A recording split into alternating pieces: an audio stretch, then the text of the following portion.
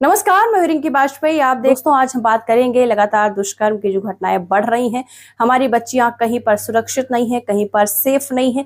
जो घटना कोलकाता में हुई है वो सिर्फ एक नहीं है, लगातार ऐसी घटनाएं दिन प्रतिदिन हमारे सामने आती हैं जो हमारे समाज में रोज होती रहती हैं। बात करेंगे कोलकाता में जो घटना हुई थी, जो दुष्कर्म हुआ था, सुप्रीम कोर्ट का क्या फैसला आया है, क्या कहा गया है।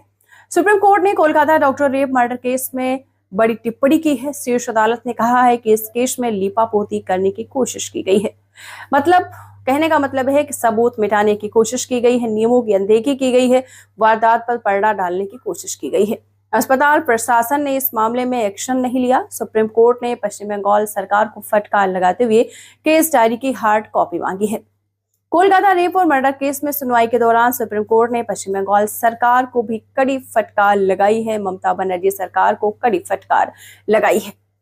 सुप्रीम कोर्ट ने कहा कि 30 साल में ऐसा केस नहीं आया। शीर्ष अदालत ने कहा कि इस केस में लीपापोती करने की पूरी कोशिश की गई है, जांच के नियमों की अनदेखी की गई है, वारदात पर पर्दा डालने की कोशिश की गई है।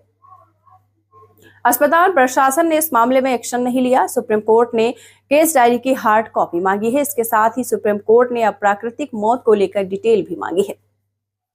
उन्होंने कहा कि 30 साल में इतनी बड़ी लापरवाही हम लोगों ने नहीं देखी। 30 साल में इतनी बड़ी लापरवाही जो पहली बार है। तो सुप्रीम कोर्ट ने फैसला सुनाया है। तो आपको बता दें, आजकल हमारी जो बच्चियां हैं कहीं पर सेफ नहीं है। ऐसे ही हमारे सामने बहुत सारे मामले दिन प्रतिदिन सुनने में आते हैं कि कहीं ये हो गया। अभी तक आप सोचते थे कि हमारी जो बच्चियां हैं, जो लड़कियां हैं, जो महिलाएं हैं, बस से यात्रा कर सकती हैं, लेकिन बस पर भी ऐसी घटनाएं होती हैं।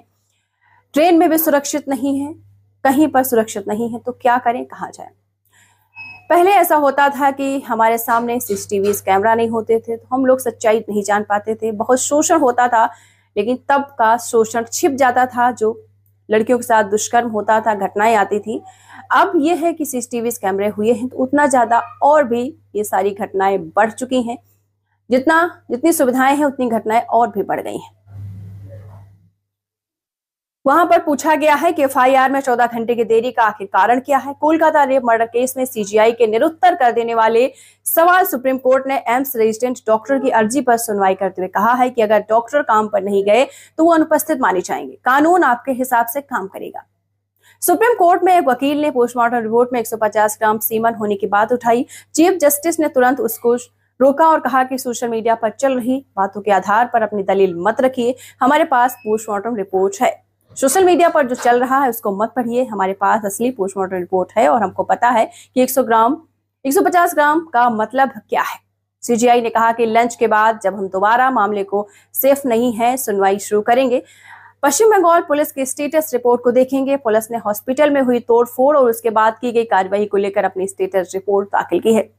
तो सबसे बड़ा ये सवाल है कि बाद में वहां पर तोड़फोड़ क्यों गई, सबूत बिटाने की कोशिश क्यों की गई और पुलिस कंप्लेन इतना देर में क्यों हुई है। बहुत सारी बातें सामने आ रही हैं। सबसे बड़ी बात यह है कि यहाँ पर सबूत मिटाने की कोशिश क्यों की गई है, सबूत क्यों मिटाए गए हैं, इसमें किसका हाथ है। महत्वपूर्ण बात यह है कि पुलिस वहां पर इतनी देर में क्यों पहुंची, पुलिस कंप्लेंट इतनी देर में क्यों हुई। तो बहुत सारे सवाल हम लोग के जहन में आते हैं। कहने का सार ये है, कहने का मतलब यह है कि बच्चियां सुरक्षित नहीं, हम लोगों को एक होना पड़ेगा।